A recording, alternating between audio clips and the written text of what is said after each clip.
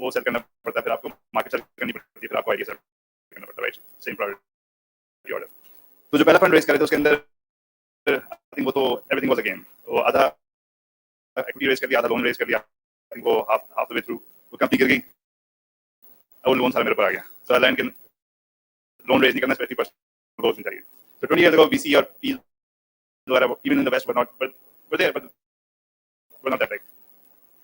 उसके बाद 2016 में decided to come back to Pakistan. 2017 में लैंड किया पाकिस्तान में। क्या करना? So मेरे जो 6-7 साल पहले उससे पहले I used to work with Bain Capital, तो वैली के अंदर. So I used to pick up their successful healthcare technology companies and then scale them in Europe. So जो healthcare companies होती हैं, they were raising tons of shitloads of money. I think some of the companies have raised over multi-billion dollars in healthcare. So when I was coming to Pakistan, I decided to go around the circuit. So I went to speak to a lot of people at Bain. I went to speak to a lot of people at Duke University. I punched there. I went to Sequoia even. And the whole pitch was, I worked in healthcare industry for the last 10 years. So I've done lots of great things. So I'm going to Pakistan and I might come back to raise money. So I realized कि ये जो तीन चीजें मुझे सीखी थी ना, founder, market and idea, इससे ऊपर एक और चीज सेल करनी पड़ रही है, which everybody else talked about, which was Pakistan. So before I even came to that, I think every single one of them had asked who has invested in Pakistan and who has made money in Pakistan. So किसने पैसे लगाए और किसने return लिया उन पैसों के ऊपर. I think that problem is very much solved these days, right? Although exits, तो अब अगर मैं किसी के पास जाऊंगा, I'll probably say यार कोई लोग चाइनीज खरीद लेंगे, right? Nobody else is around Chinese आ जाएगी, सारे जो चाइनीज नहीं किए पाकिस्तान में, right? So टेलीनॉर बैंक में चाइनीज ने खरीदा के वो दराज भी चाइनीज ने खरीदा के, so we have exits, but we still need poster child in Pakistan. कि भाई these companies, I think a lot of these companies, bike क्या हो गई, रिटेल हो गई, दवाई हो गई, I think these companies, I think over the next few years we need to find local homegrown exits in Pakistan के अंदर. So एक तो I think for me this time around was the easiest, right? There were more people chasing me than I was chasing in terms of funding. So I think this time around, because I had the track record, I think the only concern every person had, if I'm going to do the same thing, what we did in Kareem, right, was to burn money. So I think that was the only concern. But I think in terms of fundraise, I think I think you mentioned कि bike क्या आज करीम हमने झूठ बोला था कि हम bike launch नहीं करेंगे. I think बाइक लॉन्च किया हमने I think within a few months we launched bikes. I think एक तो Pakistan, yes, I think there is liquidity around. I think बहुत सारे लोगों ने बात किया कि why do you need money? I think there's always a trade-off, right? You want to start doing something well, and you have experience to execute it well, then you can raise money to start with, right? अगर आपके पास experience नहीं, you're new into the game, I think it makes sense to get your hands dirty first and then go and raise money. But if you already know that what you're going to do, तो शुरू में अगर capital आ जाए आपके पास, then execution अच्छी हो जाती है. You set up foundation from so I think, for example, experienced people. In my case, I've done quite a few startups in the West, so I knew what to do. I knew what to build. So वापस आके I always wanted to do healthcare, but Kareem was a fantastic place. I think I learned how to waste and how to burn money. How to put fire to the money of Kareem. Yeah, but I think the bottom line here, I think Pakistan, yes, there is liquidity around. There's too much money chasing too few deals out there. But I think at a stage we are at right now in Pakistan, you don't need to sell country anymore. I think Pakistan is the rising star. I think हमारी जितनी बाहर बात हो रही है, I think even at this stage there are more funds chasing us than we need money right now because the market is too hot, because Pakistan is too investable for investors at this stage. But I think वो जो 20 साल पहले relevant है, still relevant, right? Founders, market, and idea. That's it for me. So just a throwaway comment. What I love is the fact that there are two ex-competitors sitting here, and there are two current competitors sitting here, And it's all good because at the end of the day, I think there's a realization that the pie is so small that rather than fighting over, a slice of the pie, let's everyone just grow the pie. There's so much opportunity that Yeah, so I used to meet Munib regularly, Kareem. And I used to tell Munib, yeah, as Kareem, I would like to bury you, but as Pakistani, I want you to do well. You're the biggest fundraiser in Pakistan. If you don't do well, बाकी तो startups की कोई वो नहीं है. और इसके अलावा भी I think जो medicine industry है, medicine supply chain online. So अगर आप सारे players को combine मिला लेना जो online pharmacy in Pakistan, they're probably 0.3-0.4% total market at this stage. So I think there's room, and so the reason we did well at Kareem, so Pakistan was the only country where Kareem was a dominant player, and one of the reasons was because Uber kept us honest, right? So Uber kept us on our those good competition is absolute must. Otherwise, क्या होता है complacency आ जाती है. So I think the players you see, OLX for example, I think they're good companies, but they didn't get enough competition in the market to keep them on their toes, etc. So I think you need competition, but you need good competition in the market to keep you honest. Just Uber के बारे में Uber. So we found out about dispatching algorithms. So हमें पता चला कि हमारे dispatching algorithm जो है. Just talking about dispatching. When we had a dispatching algorithm. I think that was the harder part working without. हमें पता चला कि हमारे dispatching algorithm जो है वो कहता है 3 variables, right? It takes 3 variables to dispatch, right? And we found out Uber के जो algorithm है, it takes into account 147 variables. हमने कहा जी technology पे तो there is no chance, कोई chance ही नहीं compete करेंगे, but there is other ways, right? So we did the entire pivot. हमने कहा हम technology पे compete नहीं करेंगे. We're going to go what the customers need. Every car is going to get vetted. Every captain is going to get trained. और उनको हम proper certificates देंगे, ताज बनाएंगे यार तुम करीम के captain बन गए. And then over time the whole perceptions started changing. करीम की गाड़ियाँ साफ हैं, करीम के drivers well trained, etc. So I think even if you're competing, you need to find your own niche, right? So you don't have to go head on with competition where they are better than you. Great. Thank you, Mubarak. I've been learning a lot from a lot of these guys over the past few years, and today as well. A couple of comments around, firstly, whether Pakistan is getting enough VC or if there's enough investment happening in Pakistan. I mean, we are celebrating what, $100 million in Q1 record. Pakistan, India is celebrating $10 billion record Q1. We are 1/5 in population, 1/10, maybe 1/15 the economy. So the gap is more than 100x, right? So there's still a lot more room, a lot more entrepreneurs, and a lot more money to go into VC. Now let's come to that second. Now, we started this conversation with a problem statement that 100 investment raise कर रहे हैं लोग, तो 99 are non-NIC and 1 are NIC, right? Two ways we can address this problem. One is we teach everyone at NIC on how to raise capital.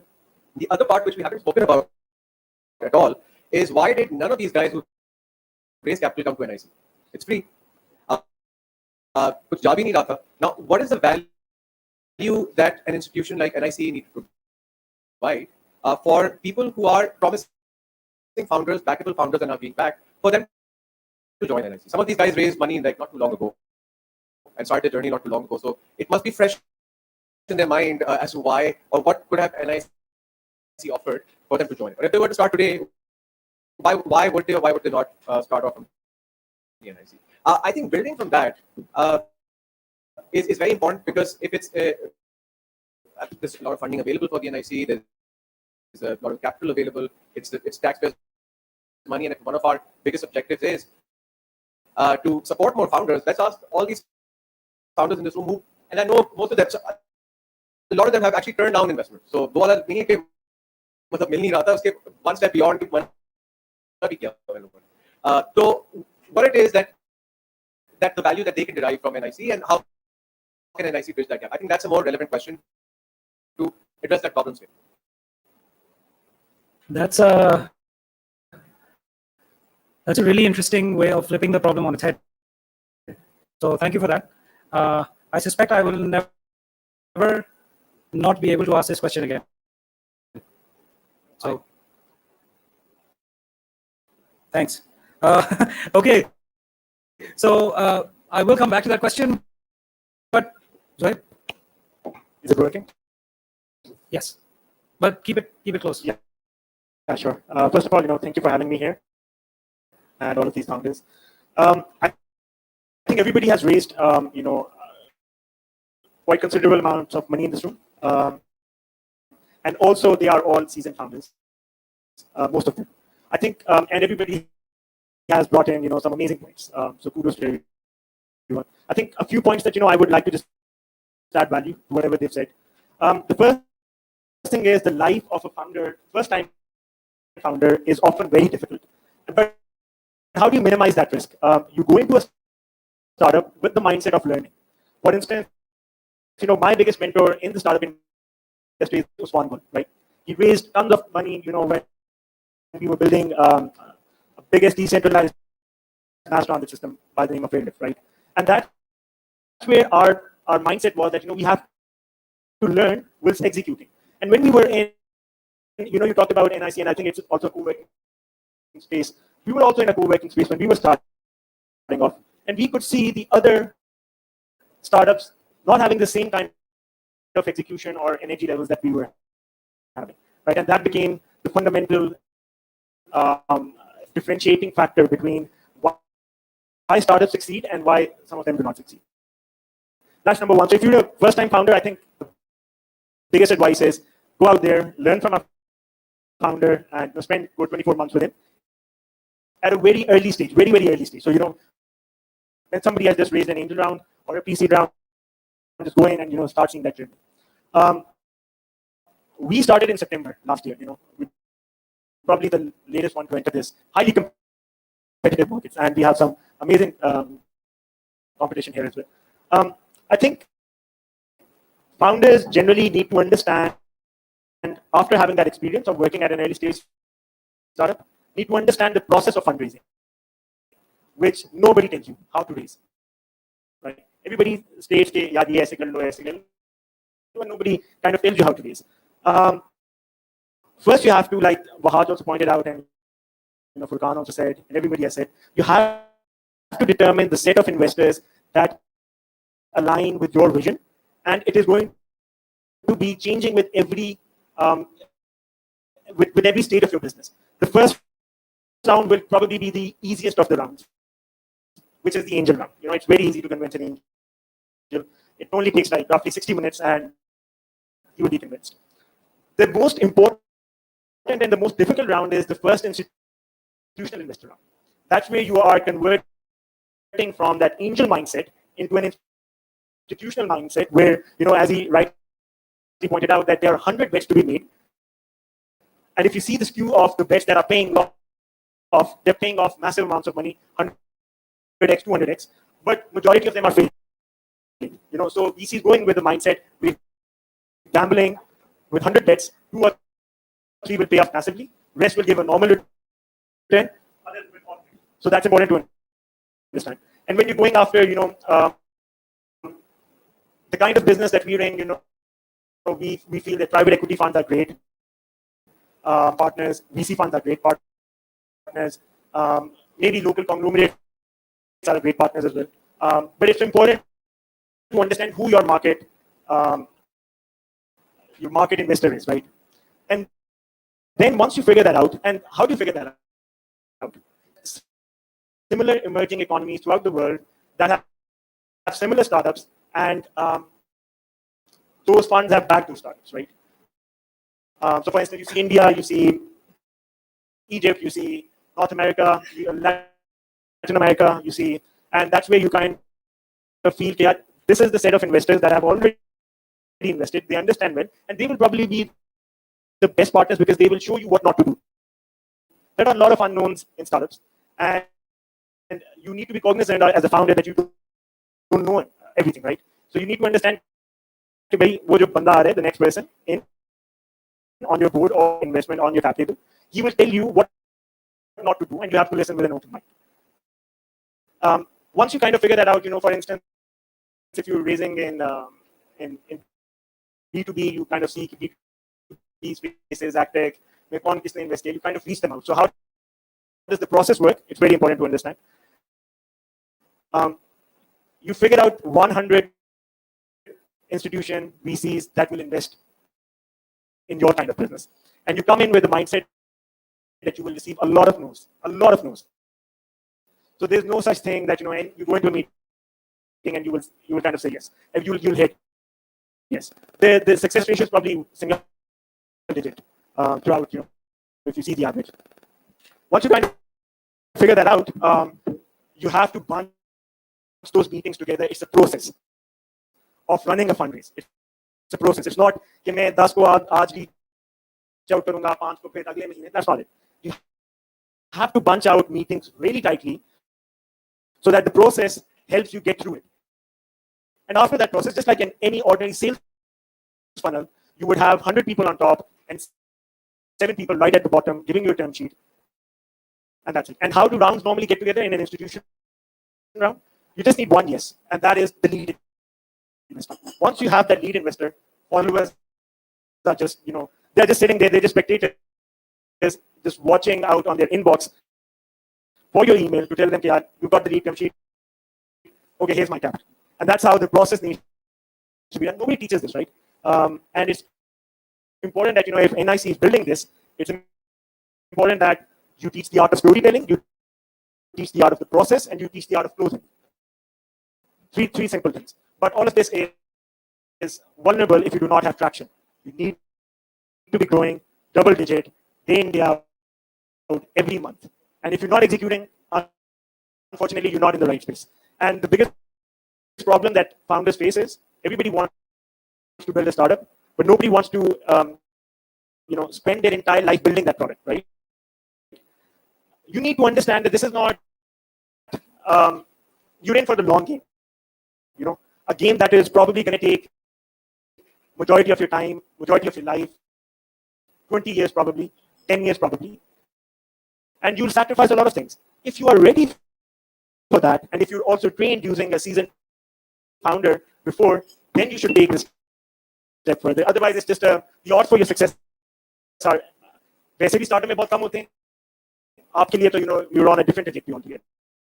So we need to kind of teach our new founders to have even unpaid internships at some amazing companies, learn the process. For instance, we believe that we're building the next wave of entrepreneurs, and we have an army of interns at our offices, both Lahore, Karachi, in both cities collectively. And why are we doing that? Why are we hiring and building that very young talent so that they can see how we're scaling up? When they will see that, and when they will go out, they will have that vision of how to scale a business with the right unit economics. And that's where we will change how this entire ecosystem operates. And I think, probably Usman has done this amazing thing, that he's trained both myself and Uwais on how to do things the right way in startups. So yeah, that's pretty much it from myself. That was awesome. Thank you. We have one gentleman left. Asif, over to you. So, just in case, I probably might repeat a lot of what has already been said, so excuse me for that. But I think the first thing that I want to address is your question, which was about advice. And I completely agree with what you've said to the government, which is that it's about creating an enabling environment. The reason I agree with that is that whatever we might tell you to do in terms of interventions, the fundamental consistent outcome will be of patience, because we are a new ecosystem. This ecosystem is being built in front of us today. And that's why do take whatever I say with a degree of salt, because it's a trial and error process. And yes, we've come out on top in just this moment in time. And I guess what is going to happen within Pakistan is that inshallah it'll only keep getting better. For me personally, I have all been very, very grateful for the work Rafiq and Munib have done at IKEA, the work that Furqan has done, the guys at Sasta Ticket, Shaz and Mehri as well. These guys are the first generation of tech in Pakistan. And they really opened the avenue for us. It's our responsibility to do the same for the next generation. And I think what that means to be said is that surround yourself with good mentors. I've been very fortunate to have access to those mentors. And trust me, it does not require an established network. Just like you would approach an investor, approach a founder, ask them for help. I think we all understand the struggle of being a founder, right? So, and I think like that's the other thing is that what does it mean to be a founder? I don't think anyone in this room has raised money overnight. We've all been through a process. We've all heard no. And I think the one quality that we all share is the ability to hear no and keep moving forward. And the other thing is just the fact that we have also, if you open any one of our LinkedIn, you will see that this is not our first experience, right? We have done things that have got us here. We all have our own why. For me, it's financial inclusion. I've been invested in this space for now many years, and that's my why. I'm sure for Bahaj, it was different. For Rafiq, it's been different. And when you think about like Credit Book's story, again, it started out with our why. One thing I would, just also say is that just because you get one round of funding, the next one is only harder because you have to think about things in a risk reward graph. You have to de-risk your startup, and every time you get funding, you have to de-risk it further. So it's only more operational tasks that you have to kind of focus on, and you have to kind of build for. For us at Credit Book, again, our why was very, very strong. Even before we started building out an MVP, we had done about 5 months of research into this product, into this space.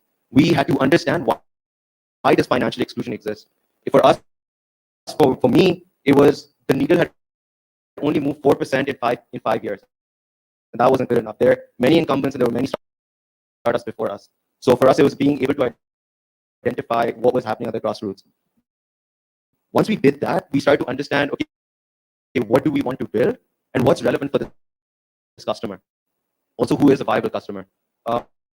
And for us, we decided that we will bootstrap this company because we wanted to also be very disciplined and feel the pain of every dollar spent. And that's what exists with us today as well. That's not to say that we're not scared to spend money. It's just the fact that we know what it means to be accountable for every dollar spent. And then after that, once we were able to build out initial validation and we had the freedom to keep iterating, we then went out in December of last year to raise a angel round from just strategic investors that can add value to our vision and understand our vision. And then my other takeaway to this is that it's not about, I think everyone has said this in different ways, it's not about how much money you raise, it's about also who you raise from, because I've heard too many stories of board level problems in startups in Pakistan, and that just slows down growth. And when you slow down growth as a VC startup, I think Zohaib already kind of mentioned it, you're doomed. Pretty much. But exactly, so we took that angel money because we had initial validation, and now we had to show what could we do at a certain degree of scale. And then it was to move to the next ring, which was institutional money. And in that, I think all of us, whether we have a 100-100 record or not, fundamentally, you do play the numbers, right? All of us have said no, and we've also gotten no. But eventually, for us at CB, it was a significant fundraise because we do not make money today. So, it's not necessarily about, in my opinion, the revenue quote, but we had to demonstrate to investors that we understand what we're building, that we have the expertise to show you what the unit economics kind of look like, and that this is going to be a profitable company with a low burn. I guess my fundamental advice is that when you're raising, know what metrics you want to hit, right? Also raise from a position of strength. That's meaning that don't raise when your run is finished, because that just gives the investor every bit of leverage. When you're ready, in Pakistan, what I saw or what I've heard with other founders is that sometimes they are just too scared to hear no. Ask your VC, are you in or are you out? I'm moving forward. Are you coming along for this ride? Or hear the no, because every day that you give to a VC is a disadvantage for you.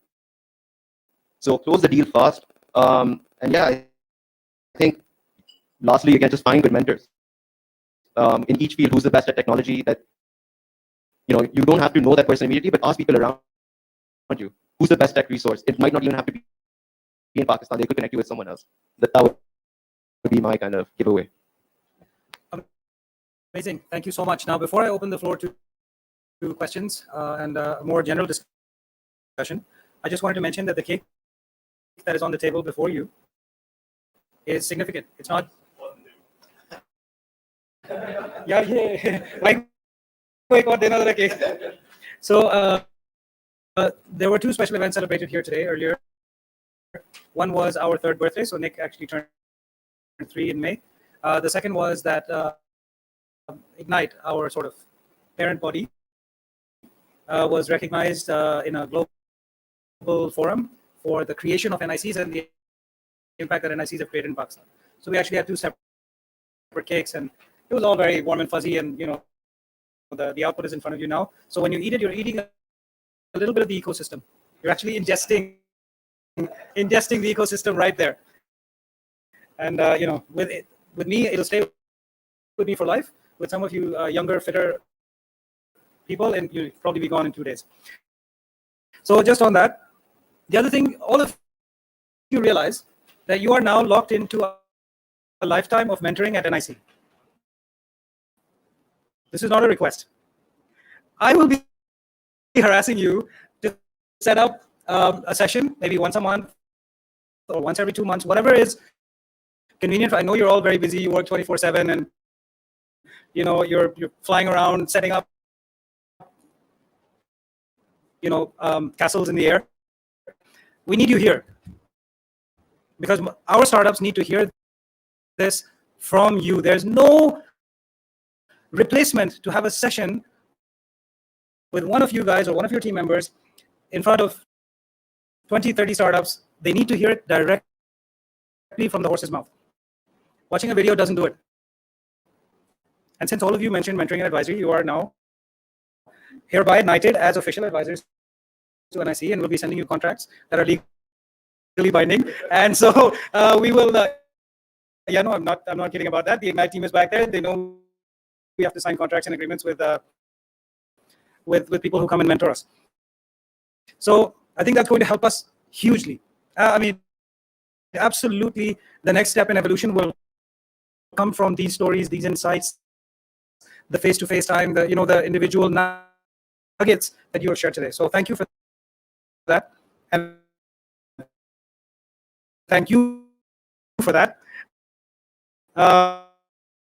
So expect our email, and please do not let it go to spam. We will take it personally. Now coming back to the Mubarak conundrum. This is my new name for it, the Mubarak conundrum. Why not NICs?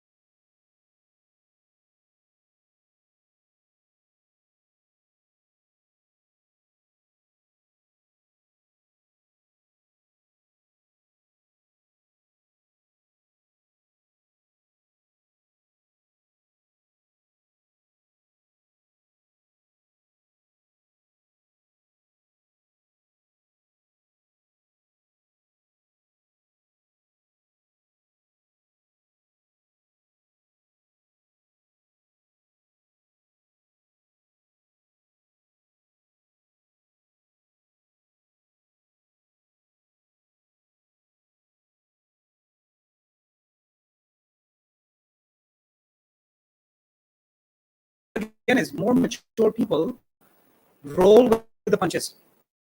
They're not super high one day, super low the next day. They understand what it is to build a business.